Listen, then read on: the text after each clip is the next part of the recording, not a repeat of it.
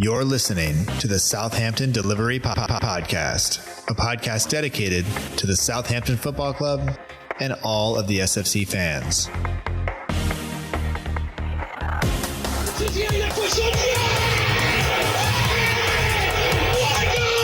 If you want to have guarantees, you have to buy a wash machine. Fonte with a scooping header. We don't lose a match, either we win or we learn. And today we learned. Отдача, Остин! Все-таки забил! It's infield to Mane, 25 yards out. Lovely ball for Bella. Onside, 1-0! Buffon shot! Oh my word! Unbelievable. We ran around the pitch like Bambi on ice. It was very, very embarrassing to watch.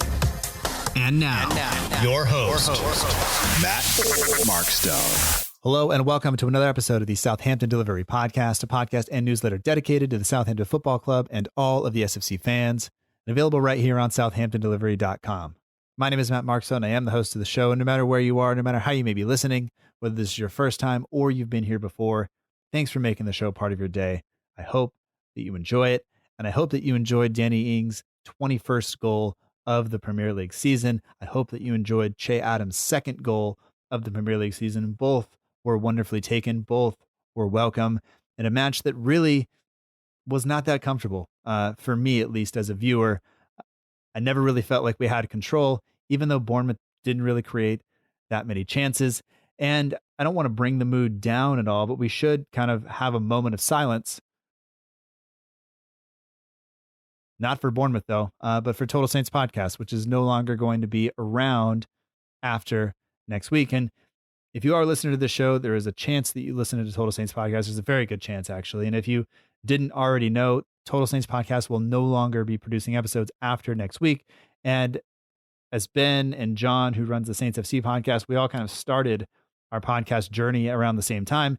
It does feel a little bit like we're losing a member of the podcast family, which is something that Limehouse Pod actually asked us this week. And Ben quickly responded with, no, we haven't. But I definitely do feel like we have. I think Ben and Lucy and Adam and Steve and Glenn and Will over at Saints Archive and Robbie over at Saints World have all done a fantastic job of bringing us a show each week that we can look forward to. And I will miss it, not just as part of my weekly podcast rotation, but as a member of the podcast family. Good luck to Ben and everybody else who's involved. Oh, yes. Also, Bournemouth will probably get relegated, but we'll talk about that later because I don't want to predict the future because that's not something that we can do. But what we can do is talk about the match that happened.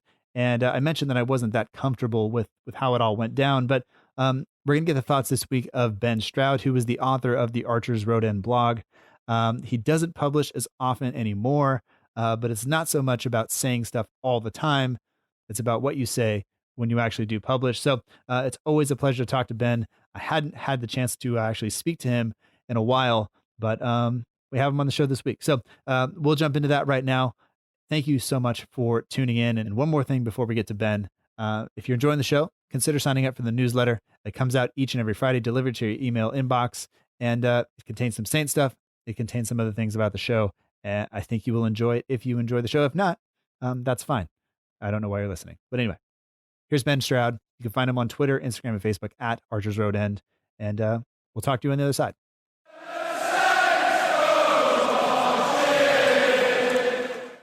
I'd like to welcome back to the Southampton Delivery Podcast, Ben Stroud. You can find him on Twitter at Archers Road End, also on Instagram and Facebook at the same address. Ben, it's been a little while, but thanks for taking some time to join me and welcome back to the show. No, it's great, Matt. Thanks for having me back on. It's always great to be on here, and I always enjoy taking part in this podcast. It's one of my favorites. All right. Well, I want to say the last time I saw you, it was, let's see, about 36 hours ago, maybe. And you were, I think, 20 hours into a 24-hour live stream raising money for charity. So how, I think you went, did you go Friday night or Friday day to Saturday morning? Is that what you did? No, it was Saturday at 9 a.m. until Sunday at 9 a.m. Okay, that's right. And I think you joined me at about when it was about 5 a.m. Yeah. So the last few hours on Sunday, and I feel like I've only just put my brain back together. It was the most. I've run half marathons. I've done various things for charity. That makes me sound like one of those guys who's like, yeah, I'm always doing something for charity, man. But that was by far one of the most challenging things that I've ever done. Playing games for 24 hours sounds brilliant. In reality, I'm never going to do it again. Yeah. But I raised some great money for Macmillan Cancer here in the UK, and kind of worked it out. It's about enough to help someone get, I think, 2.5 days of support from a Macmillan cancer nurse. So it helps people living with cancer. All right. So I'm happy about that. So, no matter kind of what I've kind of gone through in terms of streaming for 24 hours, I never want to see another TV screen again. But yeah, at least or the reason that I did it was to help people living with cancer, and I did. All right. So that's job done for me. Yeah. Well, I want to say thank you for doing that, and congratulations, I think, on completing it. And if people still want to donate to that link is in the show notes for people to go ahead and do that. And I mean, just like you said, you don't want to sound like you're always doing stuff for charity, but I will say that whenever I say there's a link in the show notes, I try to set aside money that comes in from some of the patrons of the show to make sure that I can give to things like that, because that stuff is super important. So yeah, it was a pleasure to be able to support you, and it was nice to, I was kind of winding down for the evening. I sat down and decided I'll just kind of chat with you a little bit. There was one point though I thought I lost you, because I had clicked away from the video screen. I came back and it was just empty room. But I think you had just gone to get the energy drink that we discussed the color of, and that was pretty nasty looking. So I hope it didn't destroy your insides too much. I had another one of those today. I had four of them. I had 3 during this stream, and one thing I would say is that I worry for the insides of professional gamers, because those drinks. I had one. You said that some of your students use it for revising, but honestly, firstly, I've never tasted anything so disgusting in my whole life, and secondly, after the actual event itself and during the event, the biggest challenge for me was kind of trying to ride through the caffeine and sugar induced psychosis that kicked in at around about 2 a.m. No good. I don't think it was lack of sleep. It was definitely those drinks. They are not good. Well, I mean, I joined you right near the end, and you did manage to finish it up, and I hope you get some sleep afterwards.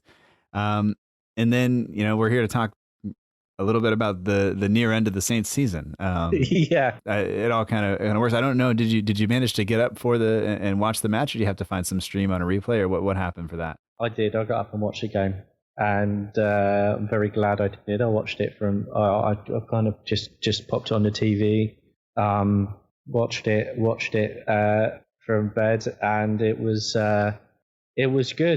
It was good. I really enjoyed it. But I've really been enjoying the way we've been playing since the restart. I think it's been the restart really, and the resultant break, and the break before it.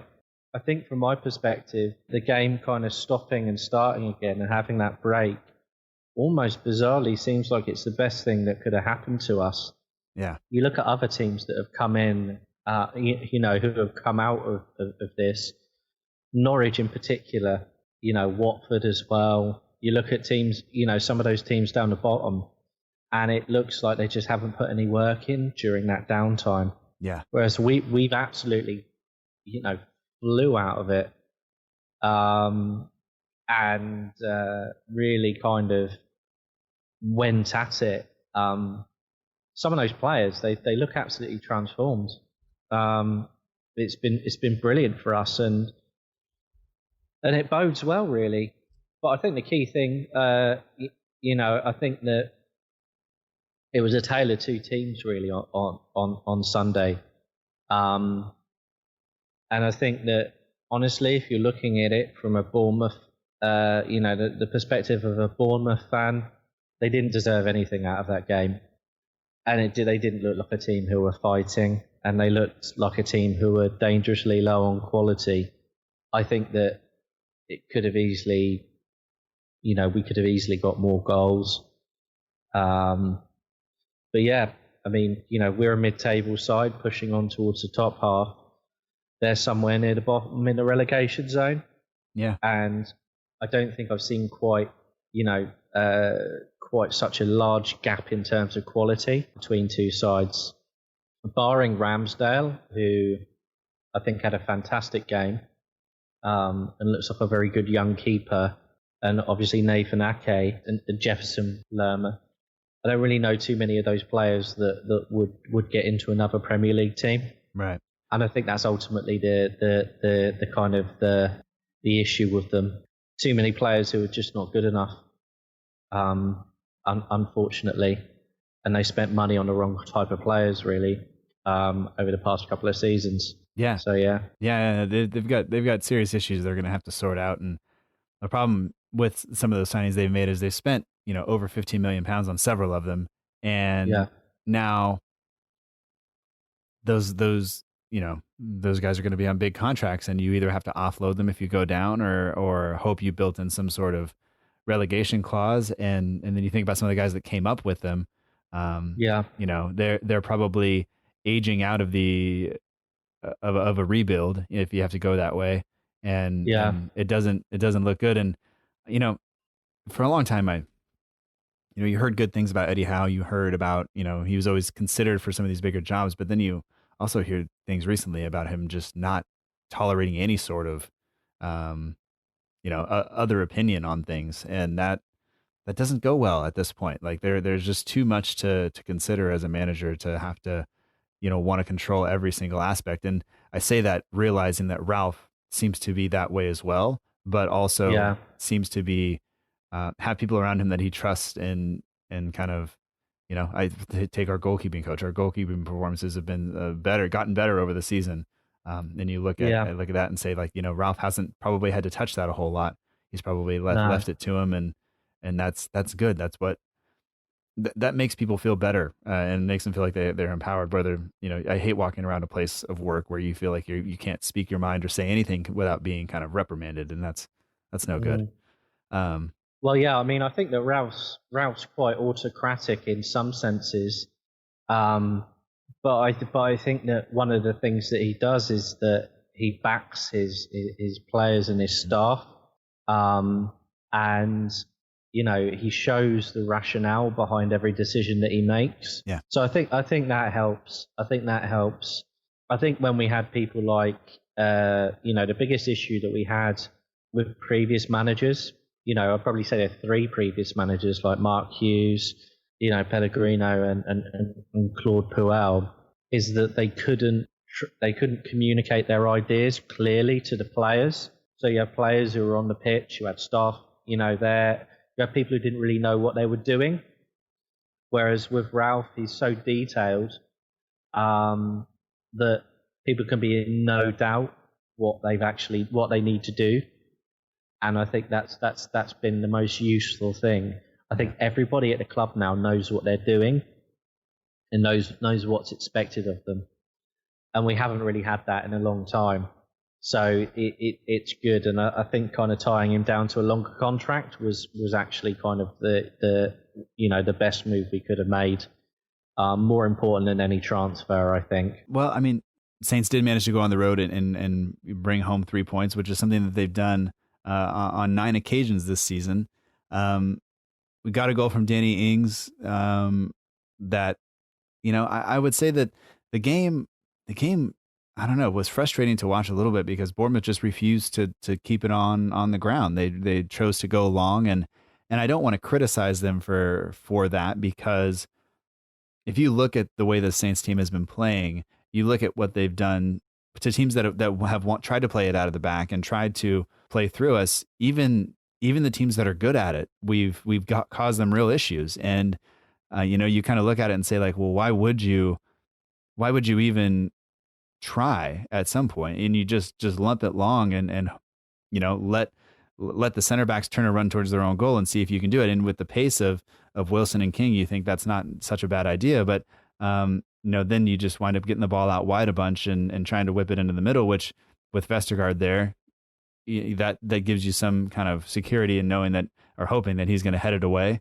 And I thought for the most part, we dealt with that kind of direct threat better than we had early in the season. I mean, you go all the way back to Burnley on the first day of the season and things like that, where teams that come right after at you and play over the top of you, we really didn't deal with very well early in the season. No, we didn't.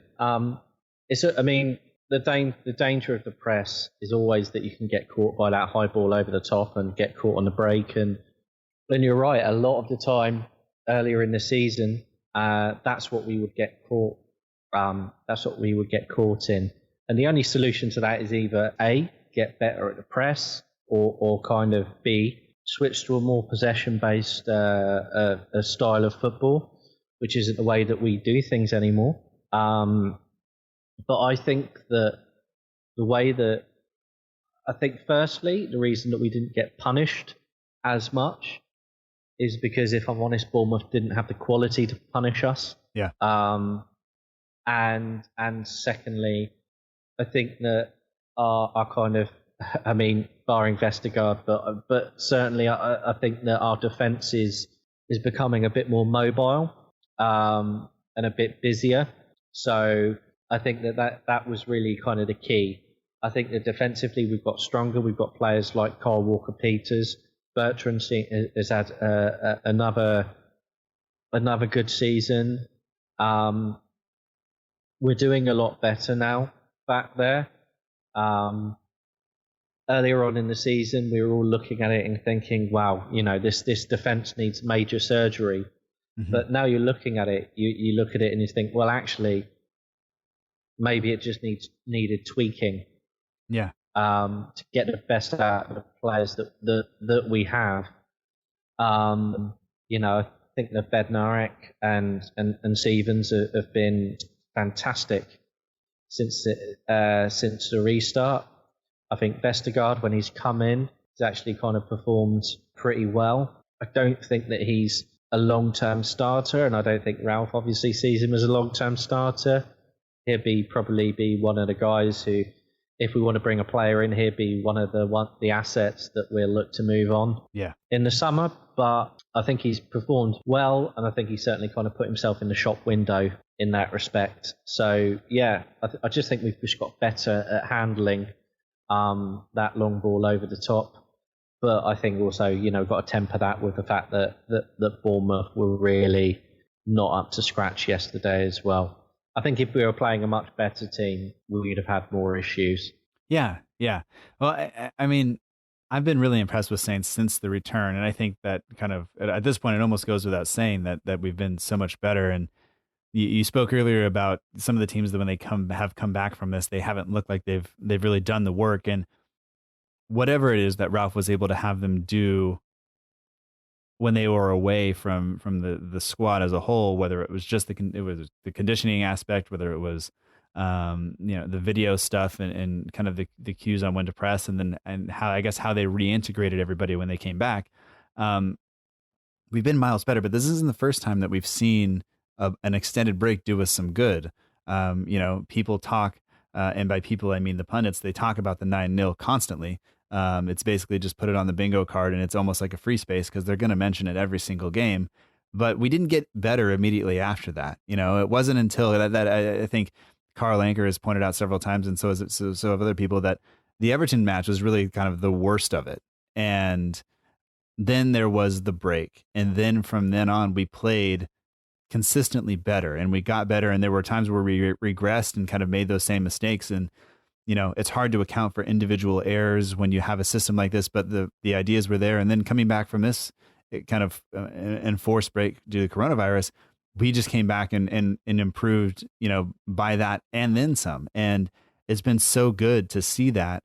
And just kind of, it gives me some hope for the future that that these ideas are going to stick, and that, then when we saw the Brighton match, we saw the changes. You think, okay, this is the chance to see how far down the pecking order the ideas have fallen, and see who kind of understands it and what can be done. And it means that going forward, hopefully, that we're going to continue to do this to teams. And now I hope teams look at Southampton and say, like, we don't want to play them. This isn't 3 points guaranteed, especially when we go to their place and do it. I mean, our home record has been atrocious, but the away record has just been, it's ridiculous.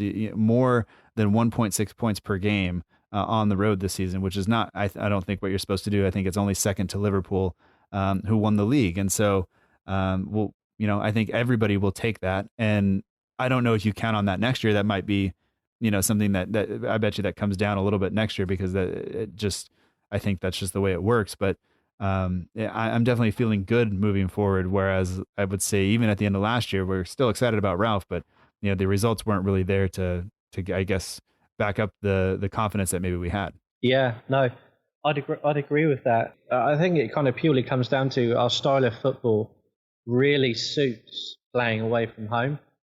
We're not as dependent on possession as other teams are. We're quite happy to do our work off the ball. And I think that's kind of illustrated in so many of the goals that we end up scoring. I think that, certainly when you look at, when we're pressing high, it's led to so many goals for us this season.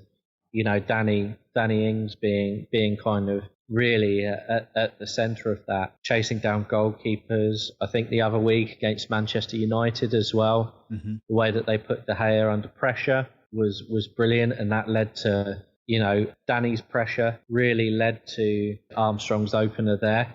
But I think that, another key difference is that we have a striker now in Danny Ings who is really head and shoulders above any striker that we've had in the past 3 years. Yeah. He really is one of the best strikers in the Premier League. Yeah. You look at his technique, his work rate, his footballing brain. He's really, one of the better strikers out there. So I think having that makes all the difference as well. And he seems to have kind of, I think that they know how to manage his fitness here. Whereas, before, the first, last season, we saw glimpses of it. This season, we've really seen what he's capable of. A, with a full pre-season under his belt, and B, having his injuries and everything kind of managed properly. It's made all the difference, and he's flying at the moment. Other than the penalty, I'd say he's been damn near perfect. I was very confident captaining him in FPL, and then he scored the goal, and I said, all right, we're good. And then he was going to take the penalty because of the golden boot race, and I went like, oh man, I'm already counting the points before it happened, and then he missed it, and I just went like, oh no.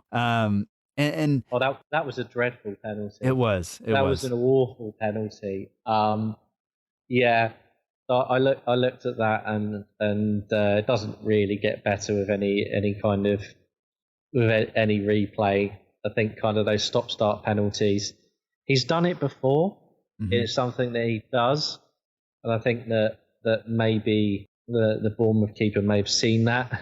Yeah, he loves doing a bit of a stop-start run-up. But yeah, he just didn't hit it cleanly either. So no, it wasn't in the corner. It was just bad. It was all around bad. And I say that knowing that I can't take one either. So okay, it is what it is. And I think even Ralph after the match said, he wasn't very confident in Danny taking the penalty. And I think again, I keep talking about Carl, but Carl said something about Danny taking the penalty, and Hasenhüttl said, after a delay, because there was a delay for the handball check, and after a VAR delay, the percentage of penalties that get converted goes down dramatically. So we'll chalk it up to that. If he had just gotten the ball, put it on the spot, I bet you he bangs it in. But that's because I believe in Danny Ings, and I'd give him the ball next time too, and just say, just go, just put it in, just smash it down the middle. Like if the keeper stands there and catches it, oh well, just hit it on target, and we'll call it good. But let's talk a little bit about the match, because we haven't going through the lineup a little bit. We talked a little bit about Bournemouth's tactics and things like that. But having come off a decent run, coming back from the break, and we got a win. Then we lost to Arsenal at home, which was kind of just poor. We won twice against Watford and City. We had several draws after that, so maybe flattening out. But I think the performances in those draws were decent. And then we go away to Bournemouth, and I don't think that anybody would have been super upset with Bournemouth, because I don't think Southampton fans consider it, this huge rivalry. But it seems that Bournemouth fans really do, and they were really pushing that, and they were definitely celebrating when they beat us at home. And to be fair, it was a fairly convincing victory. We looked terrible earlier this season. But I think that got under my skin a little bit, and it sounds like it got under. I think we talked before over your stream when we were talking about that a little bit. Like now it's time to just kind of just remind them where they sit, in the pecking order. Like, and it's almost like the little brother thing. Like sometimes your little brother gets a little bit out of hand, and you just have to say like, hey, like this is the pecking order, just so you know. And so I would have rather done it a little more convincingly, but when you look at the stats, I mean, the stats aren't close, but I didn't feel comfortable. Even 1-0 up, I kind of always felt like, and it's only because we weren't playing our normal game, because we weren't able to press, because they just kept pumping it over the top. And that makes me nervous when you have Yannick Vestergaard against Wilson or King kind of trying to run the ball down. Yeah. I mean, Vestergaard's got the turning circle of the Titanic. He's borderline immobile. I think that you're definitely right about Bournemouth. I don't think Southampton fans really wanted, we don't want the hassle of having an extra rival to deal with when we've got the guys down the road. Mm-hmm. And I think that, most people were fairly okay with it. Until September, until they beat us at St Mary's so convincingly. But I think with regards to the Bournemouth fans, I just thought, be careful what you wish for, because after the game, I've never seen so much crying about it. You can't beg for a rivalry, and then work it up the whole time and go, yep, you're our rivals. You might not like it, but it is a derby. And then in your derby, lose 2-0, and then get upset when the opposition side rub it in. Look, to be perfectly honest, if Pompey beat us, I'd be like, yeah, guys, rub it in. That's how football works, because when we battered them at Fratton Park, it's part of the joy of football. If you win a local derby, you get to rub it in their faces until the next game. And, with this result potentially relegating them, adds a little bit of extra spice. So if they wanted a rivalry, they got it, and they can't complain now that fans are, the Southampton fans are potentially literally dancing on, dancing on their grave as they drop out of the Premier League, because you asked for this. We gave them a bit of a lesson. On the day. Yeah, and I never want to, necessarily criticize them. And I'll say I've only ever met two people from Bournemouth when they were on the train when we were going from London to Southampton, and they were the nicest people of all time. And this guy was, probably in his 70s, and he just said, he loves Bournemouth Football Club. He's glad that there are Southampton fans in America. He didn't realize there were. He asked if there were Bournemouth fans in America, and I was like, I'm sure there are. Haven't ever met them, but I'm sure. And we had a lovely conversation. They didn't mind the kids. I think they even played cards with us on the way. Like, it was great. But now, screw that guy. Enjoy the championship, and you get what you asked for. And it's crazy. It's crazy, Matt, because when I was a kid, I spent a lot of time. I kind of grew up, as a child, kind of part of the time living in Bournemouth, part of the time living in Southampton. Had absolutely no problem with Bournemouth at all. Lovely city, lovely people. But then all of a sudden, when they get up into the Premier League, there seems to be this obsession with this sort of slightly odd obsession with us. Yeah. And then, when they actually get what they want, which is us to take this supposed sort of derby seriously, they don't like it. So that's life, isn't it? Boo-hoo. And, let's see how you get on next season. I don't know how it's going to go. It'll be tough, and the championship just seems to be an absolute nightmare. Well, at least we know who the worst fans in the league are going to be next season. Is that Leeds? Yeah. Yeah. Honestly, Matt, the worst fans. You think there are stories about football fans, but honestly, Leeds fans are the absolute. They're right down there with Portsmouth fans. Right. In terms of kind of behaviour and general demeanour, but it's great to have them back in the Premier League because hopefully it will knock a little bit of reality back into them because I don't think they'll stay up, and I'm looking forward to that away game. Yeah. All right. Well, hopefully people are allowed to get into the stadium at that point. Yeah. We'll have to wait and see. I mean, the game for us, I think Vestergaard comes in for Bednarak because of an injury to Bednarak, and he does fine. I think that's, you have to have a center back you can trust, and for a long time that was Yoshida, that he would have been the guy that comes in there and does that. And I just think as long as Stevens and Bednarak aren't out, we'll be okay.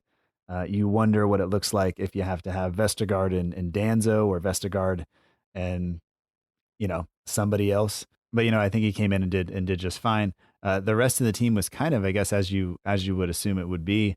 Long gets the start next to Ings instead of Obafemi or Adams. There's been that kind of rotation there. Yeah. And we had some early pressure. We had some corners, nothing there. Look, maybe a shout for a penalty on Bertrand, but nothing happens. And then all of a sudden Bournemouth worked the ball down the other end, and they just start, long throwing it into the penalty area all day, which was another sign of how direct they were going to be. And I'll be honest, like I said earlier, I wasn't really comfortable during the match. It seemed, I never really felt settled. It never really felt like we were in control. But when you look at all the statistics, it all says this was fine. This game was only going to go one way, even though it didn't feel that way. Yeah. I think in the heat of the moment, when you're watching it minute to minute, it can seem like that. But I think that's when kind of game management comes into it. I think that we managed the pressure from them quite well and kind of saw it out. We're going to have periods of the game where the home side are dominant. We're happy to play without possession. And I think ultimately what it came down to is they put us under pressure, but I think the quality that they have or the lack thereof means that they can't convert. That's what it kind of comes down to. You look at some of those chances that they had, I think even we would have converted some of those. So, I think that's what it came down to. Yeah, well, I mean, I think Wilson had a free header in the box. You wonder how he gets that open. You just have a couple of times where we just can't seem to get the ball clear. You just want it to get away from the goal, and it seemed like, I build those chances up because I'm so used to seeing those chances get converted against us, where it's just like where we make a mistake and do that. But it didn't happen. And then for a while, it seemed like it would just go end to end really, really quickly, but nobody was creating any chances. The goalkeepers were kind of not having to do much, and things like that. And then, I don't know, there were just a couple of times where Vestergaard really had to lunge and do that. And I think the one that stood out to me was where he didn't clear, like he tried to poke it through the offensive player's kind of legs, or I don't know what he was trying to do, or poke it off of him to go out of bounds. And then he had to lunge in and make like this basically goal-saving tackle, which I'm glad he atoned for it, but really he put himself in that situation and just shouldn't have been there in the first place. Yeah, he gets caught in possession, gets caught trying to do things far too much. He's just not mobile enough. And I think you're right. I think, to be honest, if we would have played that same style, Confidence is one thing, but I think that if we would have gifted those chances that we did, or a kind of better team than Bournemouth would have created those chances, you'd almost have been looking at a game where we would have lost that 3-2 and not won it 2-0. Yeah. Because certainly we've improved, but we do need another good centre back there, and Vestergaard ain't that guy. He was a baffling signing, really. He was brought in before Hasenhüttl, but he really doesn't fit the mould of what we need as a Southampton player. And I think people may look at it and go, when he goes elsewhere, if he goes to another team in the Premier League or he goes elsewhere and he looks better, it won't necessarily be because he's a better player. It will be because he's playing in a team that plays to his strengths a little bit more. Yeah. He's not built for the way that we play football. And I think that, you look at it and you look at players who style makes, I think that playing style makes a massive difference. And you look at players like Redmond. Redmond doesn't thrive in a possession-based team. He thrives in a pressing team. Mm-hmm. Same with Danny. Danny loves, Danny Ings loves feeding off of mistakes. He loves being on the back of defenders and kind of forcing errors. The same with Shane Long.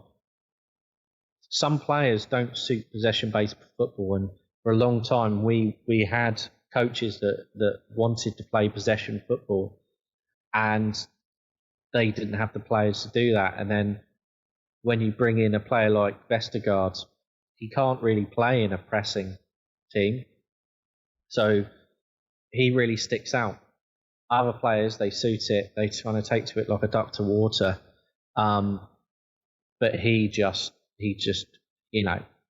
I don't think I wouldn't say he's a bad player.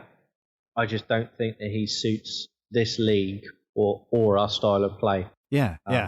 And we'll see. I mean, there's renewed interest, I think, from Leicester City. As of this morning, we're recording. I mean, it's Monday evening UK time, but last thing I saw before we started was that there was some renewed interest. So we'll have to see if that goes through. And I'm not gonna get my hopes up. But in a system that suits his style of play and his attributes a little bit better, where he may have time to distribute the ball long, and because that's one thing he can do is his long range passing is there. And that's great. But in this system where he's going to have to kind of push high up the pitch and then, kind of have to turn and run and defend one-on-one at times, you can't account, or you can't make up for the lack of pace there. There's just not quite good enough. But I want to say, going into halftime, Saints had very little of the ball, kind of 60-40 possession, but more shots and 6 shots to 3 Saints had, and then we had 4 shots on target and they had 0. They were direct, but they weren't creating anything. They had 6 corners up to that point, but just nothing really to speak of in terms of chances. And as you said, a better team maybe takes advantage of those things and makes us pay for them, but they just didn't. And then I would say in the second half, we kind of really had a little bit more control by the end of it. I mean, we created more shots that half, 17 shots overall, 9 shots on target. The possession numbers completely flipped almost to 60-40 in our favor by the end of the match.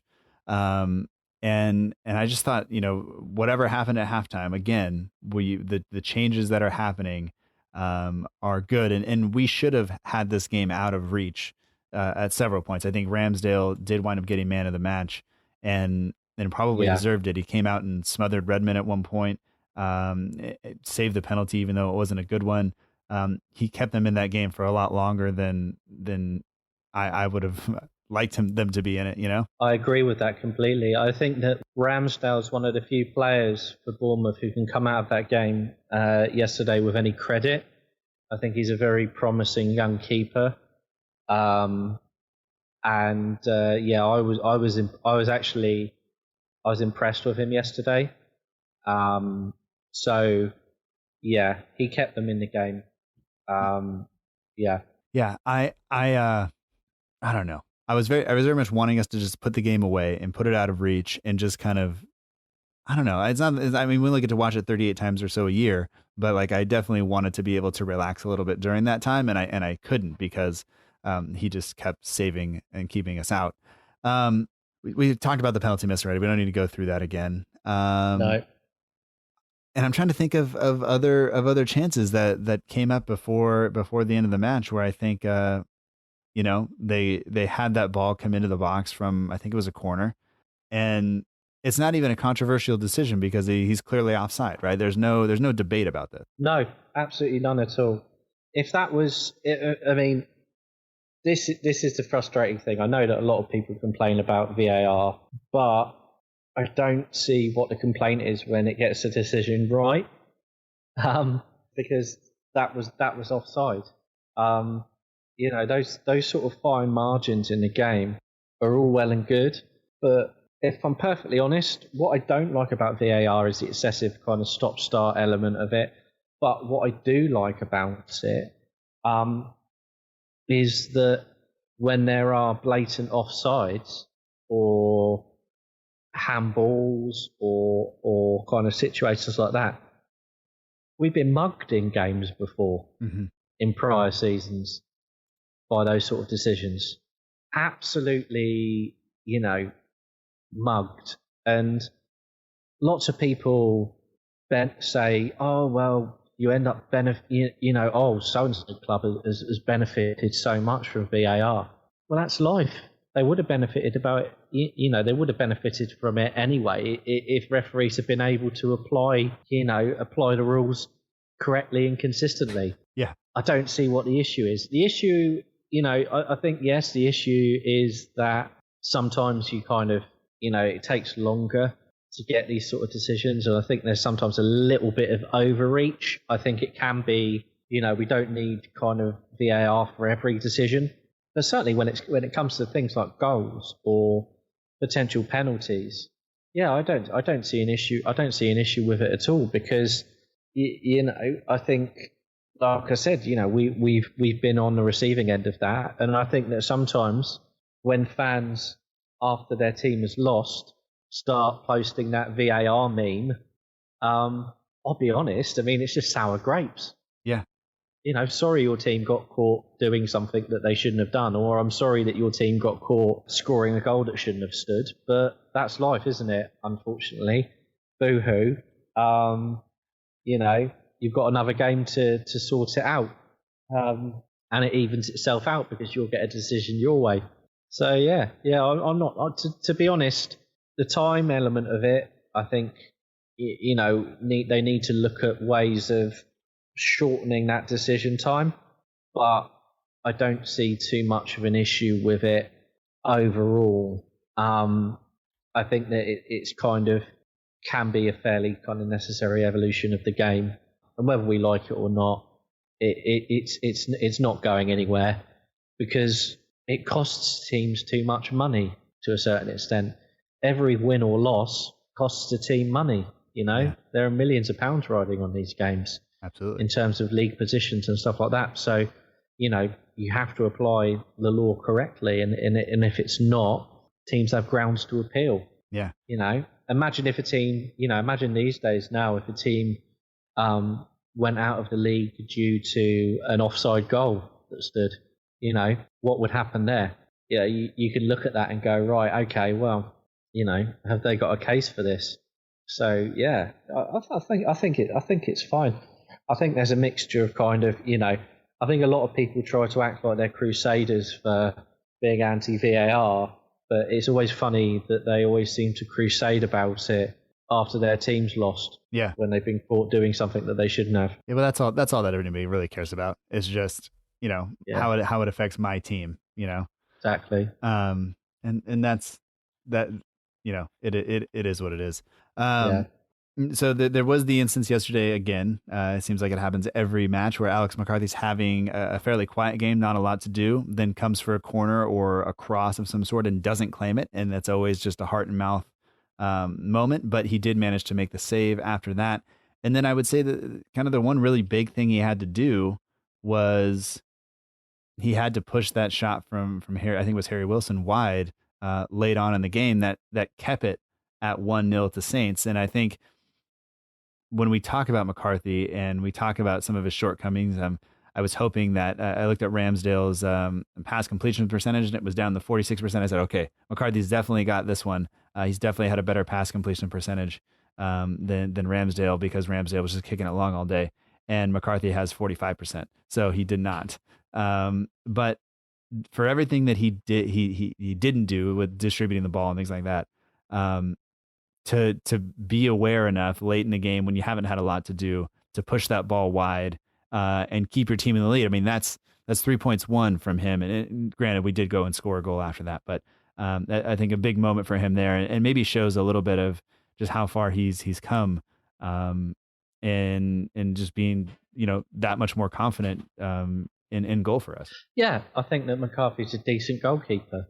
I think that's what it comes down to. I think that he's certainly, when I look at the other two keepers that we've had, Forster's got, never been the same really since he had that injury, and then he had that long run when he came back of not conceding goals. But then I think his legs have gone to a certain extent. He can't get down for shots as quickly. Gunn is just kind of, I would say that the jury's out on Gunn because he's so young. I don't think you can really judge a keeper, whether they're kind of genuinely exceptional or not. I think that goalkeeping is such a specialist position. You don't really start to see whether a goalkeeper's like the real deal until they're about, between the ages of 26 and 28, because keepers can just play until they're about 38. So, I think that he's still got a bit of developing to do, but he may do that. But yeah, I think McCarthy's a decent goalkeeper. I look at the teams in and around us, and I think that he's certainly as good as the keepers at teams around us. I don't think that we're in a poor position, and I'll be honest, I don't think it's a position that needs strengthening in the summer. We shouldn't be looking for a new goalkeeper. We just need a new centre back. We need a couple of players. I don't think we need major surgery. I just think we need a few tweaks. Mm-hmm. And it's nice to be in a situation where we can improve with just a few tweaks instead of, I feel like for the last 3 or 4 seasons, everybody just complete squad overhaul. And we still have things to do. We still have players that need to go. We need guys out of the club. Wesley Hood is still a member of Southampton Football Club, believe it or not. And things like that. And when you clean up those wages and you move those guys on, it will allow Ralph to make those decisions. And you have to build this foundation kind of with youth players and with players you already have.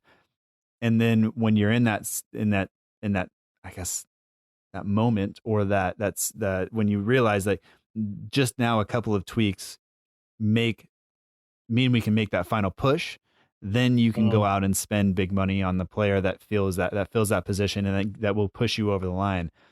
But you can't always just spend big money on every player in every position and hope that it works out, because that's not a recipe for long-term success. And I think that Ralph, I think, understands that better than some of the other managers, and maybe he's just more forceful. We talked about him being a little bit more autocratic, and maybe he's just said like, this is what we have to do. And Gao doesn't say anything to us. I don't know if he says anything to Ralph. I don't know if Ralph cares, but it seems like the job is getting done now, and that is important to me, and probably I think to fans kind of all over. Let's talk a little bit about Danny, since he did score that goal. Once again, we saw him only score from inside the box for so long. He actually chose to take this one away from goal a little bit, onto his right foot, and then didn't even hit it hard. Just placed it in the corner, where he should have placed his penalty. But hey, another good goal from him. And I think, what is that? Is that 22 goals now? I'm going to get this wrong and I'm going to get in trouble. 21. 21. Yeah, I should have been so. 22. Yeah, it should have been 22. It's 21. All right. But I mean, good for him. Yes. Nobody's, I think everybody's happy for him. I don't think anybody's surprised. And I just hope that he continues to do this and moves it on to next year and just keeps going. Yeah, he's got, he's turning that style of goal into a speciality where he drifts out to the left and then cuts in on his right foot, opens himself up, and just hits it. He's done that. He did it against Watford as well. He's so good at it. It's very much, I think that someone kind of remarked, that was the style of goal that Thierry Henry always used to score. Mm-hmm. So he used to kind of drift out to the left and then cut in on his right foot and then strike. And he's done that a lot. That's kind of seems to be very much Danny's style. And it works really well. Yeah. It works really, really well. The way that the goal is, the way that he scored was excellent. Yeah. And then, I think we also need to talk about the Che Adams goal, because it was fairly similar. And it looked like we were just going to hold the ball up in the corner. The Bournemouth goal had been disallowed. And then we kind of all of a sudden, you got three guys that I think go to Redmond, who flicks it through to Obafemi, who just, Che Adams is basically standing unmarked in the middle of the penalty area, touches it onto his right foot, and then absolutely hammers it into the goal. And there's a lot. I think there's a lot in that, because he had just scored his first goal not long ago.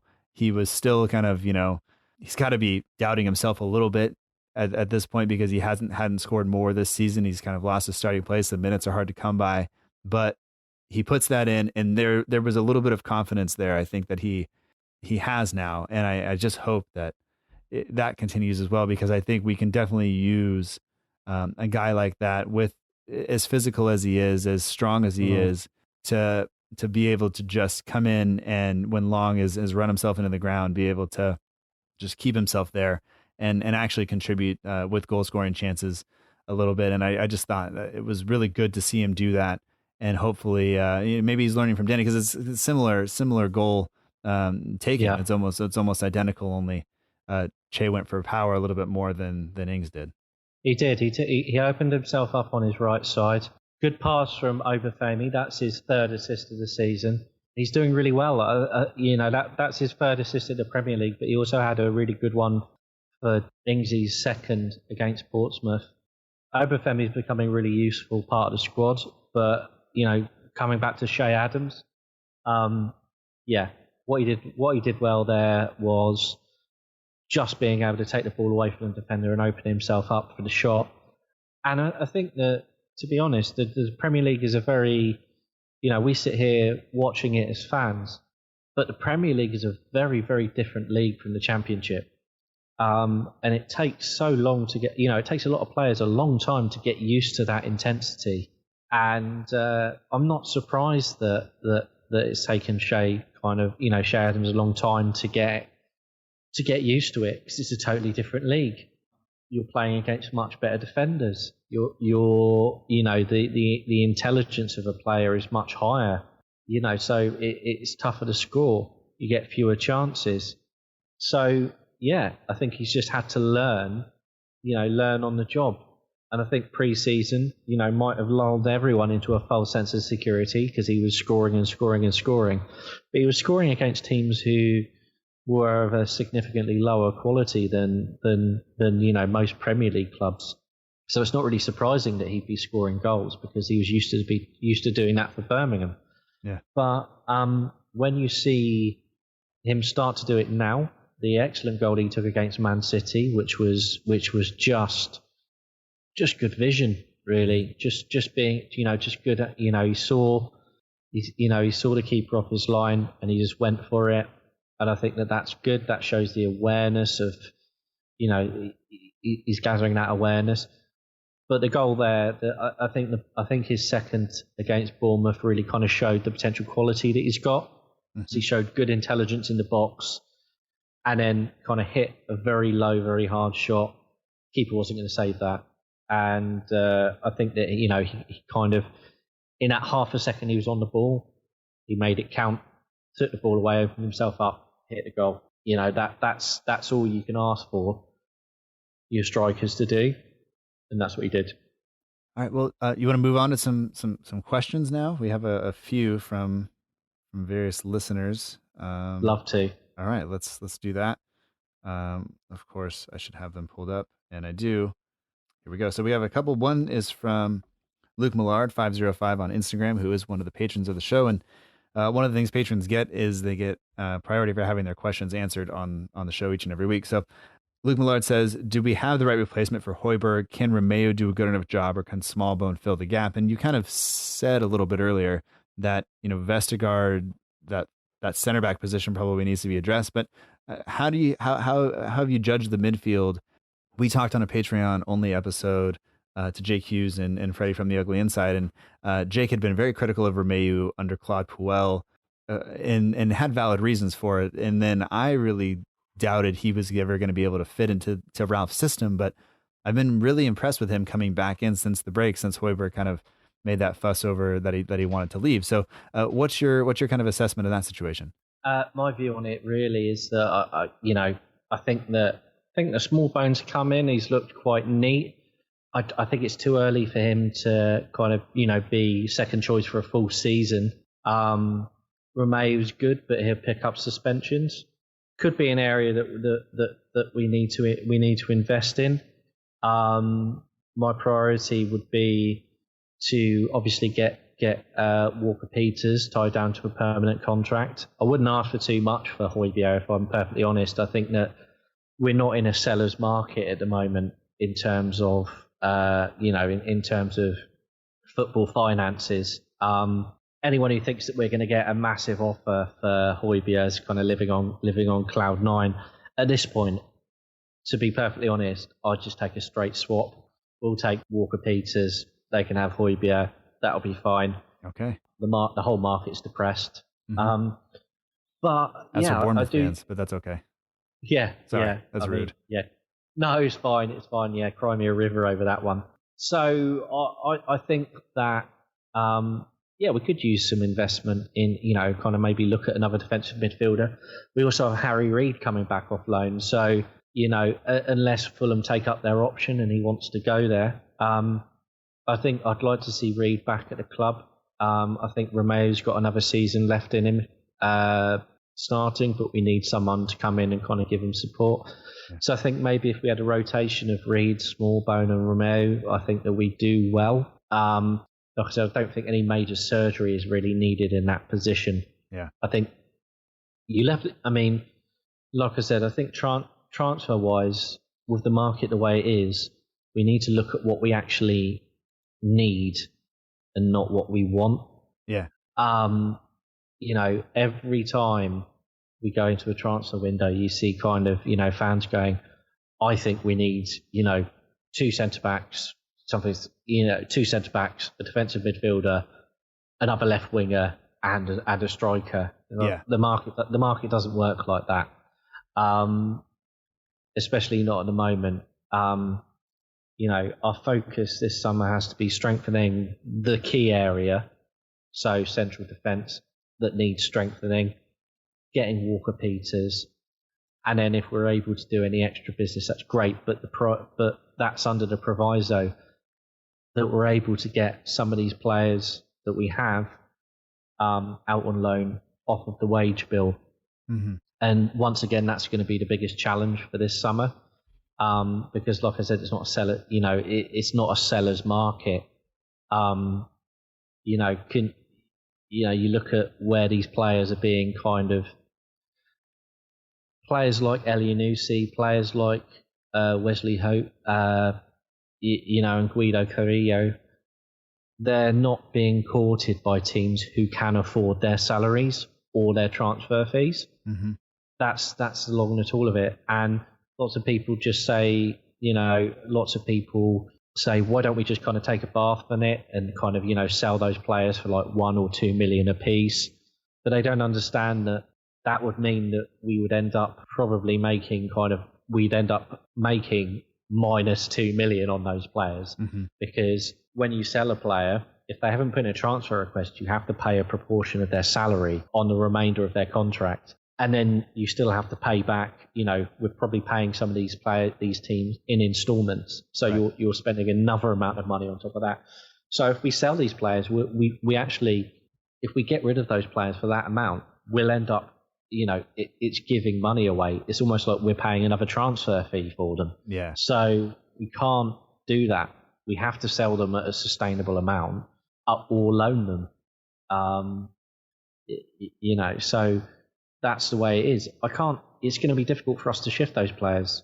That's life. And, I think that we will get to that point where we'll be able to kind of let them go. But I think sadly, in the case of some of the players like Carrillo and Wesley Hu, I think we're just going to have to let their contracts run down, unfortunately. Yeah. That's life. And then look to get players in and be a bit smarter about it in future. Yeah. But yeah, it's cautionary tale, Cautionary tale. Do your homework on players. Yeah, it definitely seemed like we missed the mark for several seasons on bringing players in, and that's going to be a real issue. It's going to hamper us going forward, and that there's just no real way around that. Two questions now that kind of follow a little bit. They both have to do with penalties. Al Capone 156 says, do we practice penalties? And the answer is, I think so. Although we haven't had anybody confidently take a penalty. And sometimes, maybe Ward-Prowse is too confident. Bang that one off the bar, but we've had a pretty poor penalty record over the past few seasons. So, we're going to have to, we got Matt Letizia walking around somewhere. Why don't you have him give a few lessons? The next one comes from the Saints FC blog. It says, do you think that even though Ings missed a penalty against Bournemouth, he has enough confidence to score 2 or more versus Sheffield to earn himself the Golden Boot? The current standings are Vardy on 23, Ings on 21. If he would have converted the penalty, it would have been 22, but he didn't, obviously. And I'll just say that over the course of this season, Ings has only scored more than 1 goal in a game 3 times. He did it against Portsmouth in the Premier League. He's done it against Aston Villa and also against Watford. So I would say Danny Ings is consistent, but usually for 1 goal.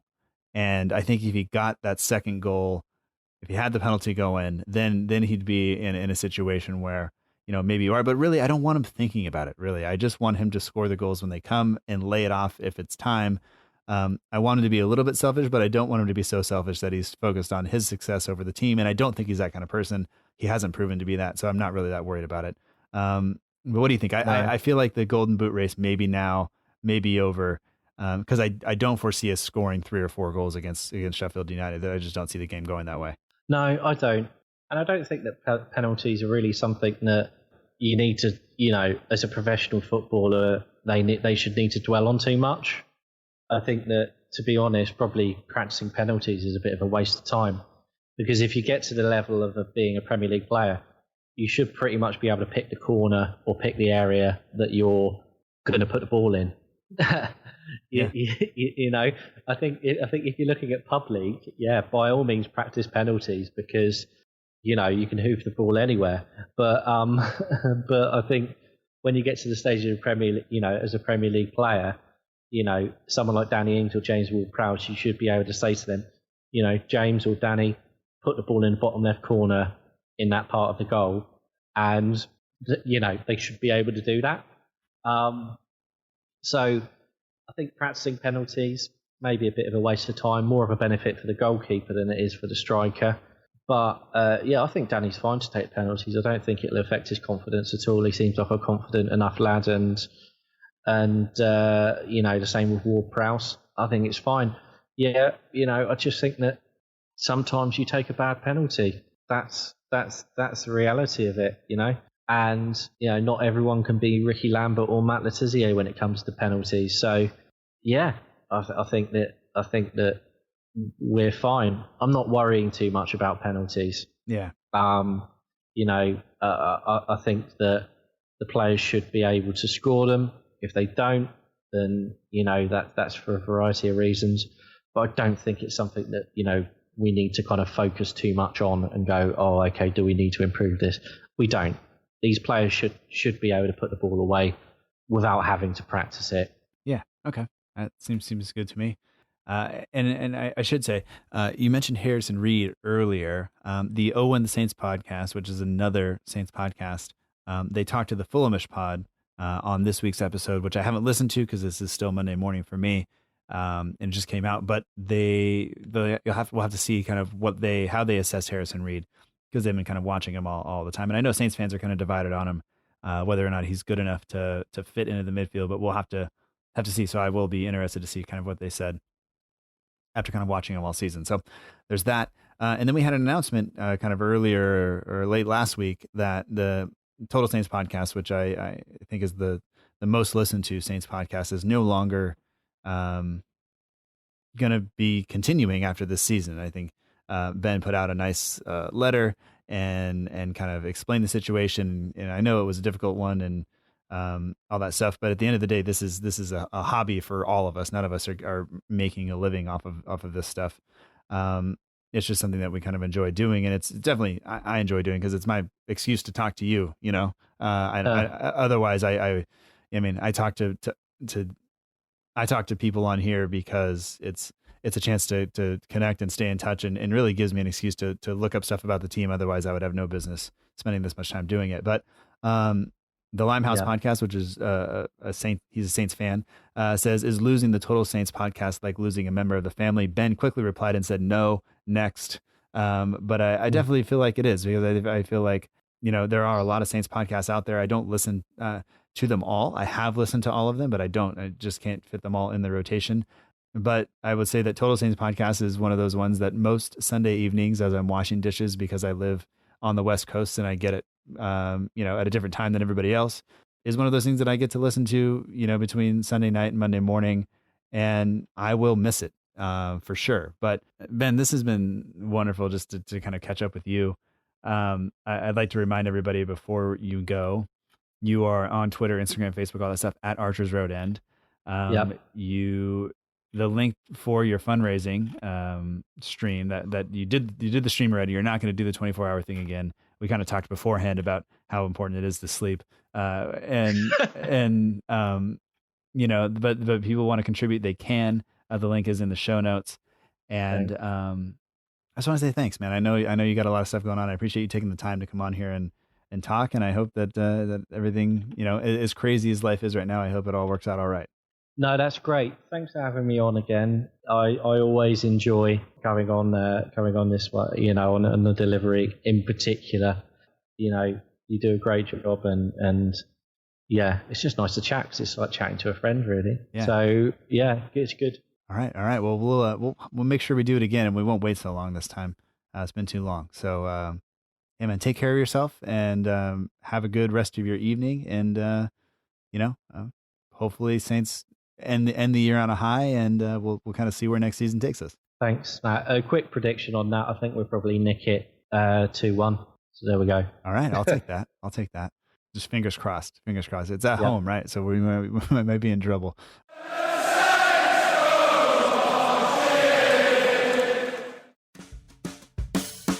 And that does it for this week's episode of the Southampton Delivery Podcast. Thank you so much for joining us. I hope that you've enjoyed it.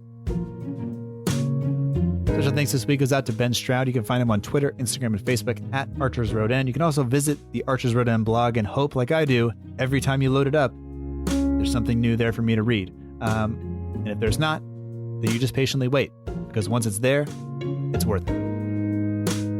If you'd like to contribute to Ben's cancer fundraiser, you can do that. The link is in the show notes. And Ben, only because I love you very much, I want you to never, ever stay up for 24 hours again. It's just not good. The color, this is the color of the energy drink that he consumed was atrocious. It's not found in nature, I don't think, anywhere. But that's enough of that. If you're on social media and you'd like to follow us while you were there, we are at SFCDELL_IVERY on both Twitter and Instagram. We're also on Facebook at facebook.com/SFC Delivery. If you head on over to southamptondelivery.com, there you will find the links to all of the social media profiles, as well as access to past shows, an easy link so you can subscribe wherever you listen to podcasts. The show would not be possible without the partners of the show, including Matt Beeling of the We Are Southampton page on Instagram. He does the logo for the show.